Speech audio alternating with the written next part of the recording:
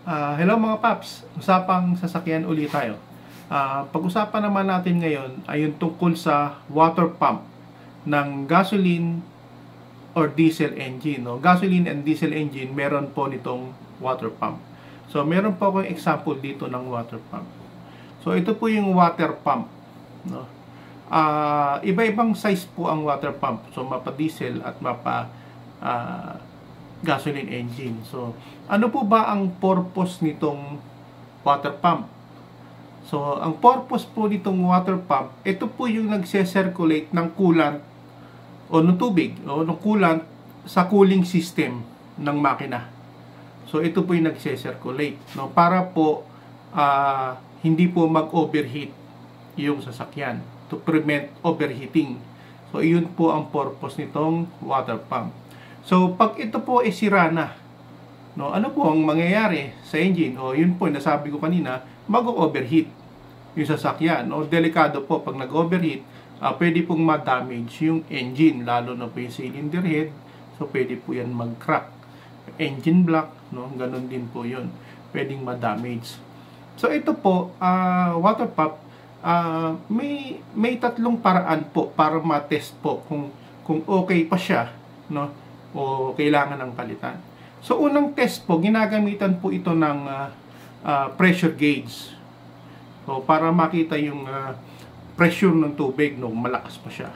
Ginagamitan ng pressure gauge. Pangalawa naman pong pag-test nito, meron pong special panel na nakalagay po siya sa radiator cap. So, yung panel po yun, may coolant po doon, no. So, ang gagawin lang po, start mo yung engine. No, naka-idle po siya. Ngayon po, yung coolant na nandoon sa panel, pag ni-revolution po yung engine, dapat po meron pong maglalabas na bubble doon. Pag may lumabas po na bubble doon, ibig pong sabihin, good condition itong water pump. Pero pagka nag-rev ka, hindi nagbubble yung tubig, no?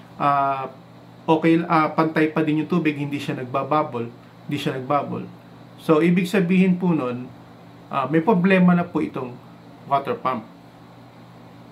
Ngayon, meron pa pong isang paraan para matest ito. Sa radiator nyo po, mag-drain lang po kayo ng half liter ng coolant. No? Then, paandarin nyo po yun ng 10 minutes. At tingnan nyo po doon sa overflow tank kung magsasak po siya ng coolant. No, pag nagsasak po siya ng coolant o kumukuha siya ng coolant doon sa overflow tank, ibig sabihin, okay po itong water pump. Gumagana po siya. Pero pag hindi na po siya nagsasak, hindi siya kumukuha ng coolant doon sa overflow tank, sira na po ito. So, need na po itong palitan. Meron naman pong iba, pinare-repair po itong water pump. Meron iba, pinapalitan na. So ang nagiging issue po kasi nito, unang-una po, nagkaroon po ito ng leak. So, mag-overheat na po siya. So, at pati yun nga, sinabi ko kanina, yung mga pressure niya dapat malakas yun. So, may mga test po.